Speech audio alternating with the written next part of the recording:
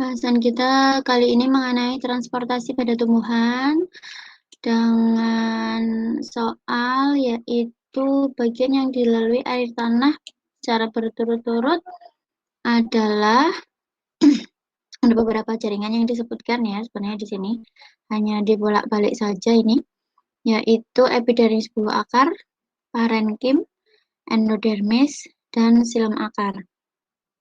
Opsi B itu dibalik antara endodermis dan parenkim. Kemudian opsi C terdapat kambium di sini. Dan yang D epidermis disebut dengan kulit luar. Dan di sini ada kambium. Nah, kira-kira bagian yang dilalui air tanah bila masuk ke akar itu akan melalui jaringan apa saja. Saya akan ajak melihat penampang membujur dari akar yang terdiri dari jaringan-jaringan ataupun bagian-bagian. Yang bagian terluar ini kita sebut sebagai rambut atau bulu akar. Nah, rambut atau bulu akar ini terletak di bagian luar dari jaringan epidermis karena merupakan modifikasi dari epidermis. Nah, bagian terluar atau jaringan terluar adalah epidermis tadi, epidermis itu sendiri. Kemudian masuk ke dalam kita ketemu dengan korteks. Korteks ini terdiri dari jaringan-jaringan parenkim ya, jaringan dasar. Nah, di dalam korteks, sisi dalamnya lagi ada endodermis. Masuk ke bagian tengah atau paling dalam ada yang namanya silinder pusat atau kita sebut juga dengan stele. Yang terdiri dari ini 3 bagian. Yang pertama adalah perisikel, kemudian ada pembuluh angkut, silem dan floem, dan ada empulur bagian yang paling dalam. Setelah mengetahui bagian atau jaringan pada penampang pembujur akar tadi, kita akan bahas mengenai transportasi pada tumbuhan, khususnya berarti melalui akar di sini ya. Nah, transportasi pada tumbuhan itu terbagi menjadi yang pertama kita sebut sebagai ekstravasikuler. Ekstra itu berarti di luar, vasikuler itu berarti pembuluh angkut.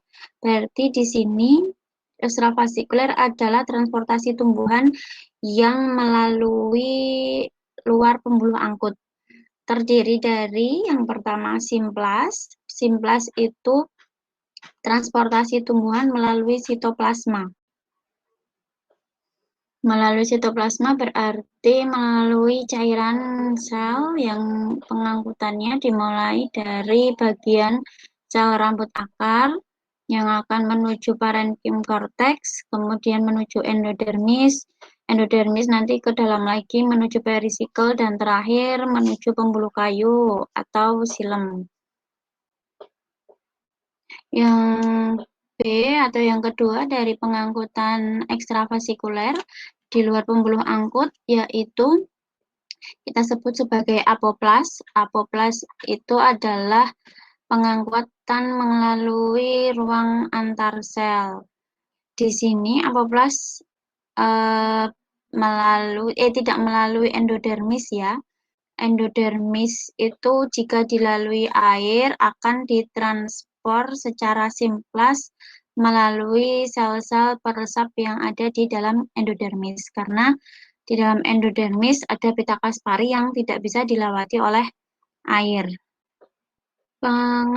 Pengangkutan tumbuhan yang kedua kita sebut dengan intravasikuler, yaitu intra berarti dalam, vaskuler tadi berarti pembuluh angkut. Jadi intravaskuler ini pengangkutan yang berada di dalam pembuluh angkut. Jalur yang dilalui dia melalui silem akar, kemudian langsung menuju silem batang, kemudian di silem tangkai daun, kemudian silem tulang daun, dan sampai ke jaringan mesofil. Bisa kita jawab urutan jaringan yang dilalui oleh air tanah jika berada di akar, yaitu melalui jaringan dari awal ya, yaitu terluar ada epidermis, bulu akar tadi, kemudian masuk ke parenkim, endodermis, dan silem akar. Opsi yang A, yang merupakan pengangkutan secara ekstravasikuler, khususnya jenis simplas. Demikian, semoga pembahasannya jelas. Saya akhiri, terima kasih.